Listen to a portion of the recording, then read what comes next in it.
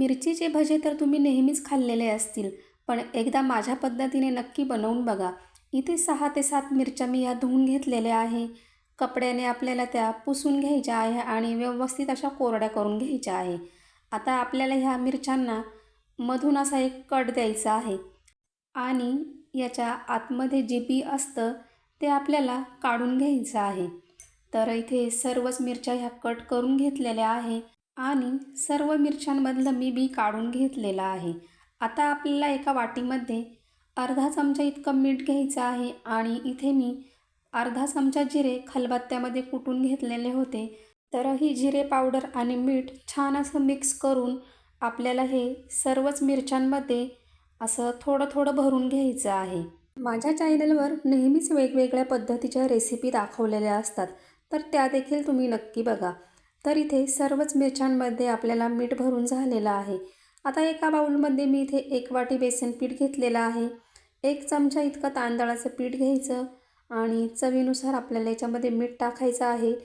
थोडीशी हळद टाकायची, पाव चमचा इतका मसाला टाकायचा, पाव चमचे इतकी धने पावडर टाकलेली आहे, पाव चमचा बडीशोप टाकायची, अर्धा चमचा इतका ओवा हातावर चोळून टाकायचा आहे आणि थोडासा सोडा टाकायचा आहे आणि हे छान असं एकदा आपल्याला मिक्स करून घ्यायचं आहे. आणि आता थोडं थोडं पाणी टाकून आपल्याला याचं मिश्रण बनवून घ्यायचं आहे. तर इथे अशा पद्धतीने आपण हे पीठ कालवून घेतलेलं आहे आणि आता आपल्याला हे 2 मिनिटांसाठी फेटून घ्यायचं आहे. तर पीठ हे छान फेटून घेतल्याने भजे देखील आपले छान असे हलके फुलके तयार होतील. तर अशा पद्धतीने जास्त पातळ न करता आपण थोडंसं घट्टच ठेवलेलं आहे, म्हणजे ते मिरच्यांना छान असं लागलं जाईल. आता मिरचीला छान असं एकदा पीठ लावून घ्यायचं आहे आणि आपल्याला अशा पद्धतीने मिरची ही थोडीशी अशी ठेवायची आहे.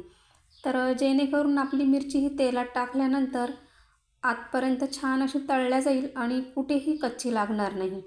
तर आता आपल्याला अशाच पद्धतीने 2 ते 3 मिरच्या तेलामध्ये टाकून घ्यायच्या आहे आणि 1 मिनिटांनी ह्या पलटी करून घेऊया.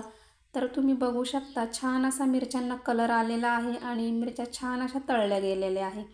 तर अशाच पद्धतीने आपण सर्व मिरच्या तळून घ्यायच्या आहे. आता इथे मी 2 मध्यम आकाराचे कांदे बारीक चिरून घेतलेले आहे. थोडीशी चिरलेली कोथिंबीर टाकायची, थोडंसं मीठ टाकायचं, पाव चमचा इतका इथे मी चाट मसाला टाकलेला आहे, अर्धा चमचा इतका आपल्याला लिंबाचा रस टाकायचा आहे आणि हे छान असं आपण एकदा मिक्स करून घेऊया.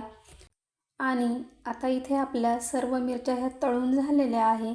आपल्याला ह्या मिरचीला पुन्हा एकदा असा मध्यभागी कट देऊन घ्यायचा आहे आणि आता आपल्याला हे कांदा आणि कोथिंबीरीचं मिश्रण ह्या मिरचीमध्ये अशा पद्धतीने भरून घ्यायचं आहे. तर चवीला देखील खूप छान लागते. तुम्ही नक्की एकदा बनवून बघा. तुम्हाला जर ही रेसिपी आवडली असेल तर लाईक करा, कमेंट करा, चॅनलला सबस्क्राईब करा. धन्यवाद.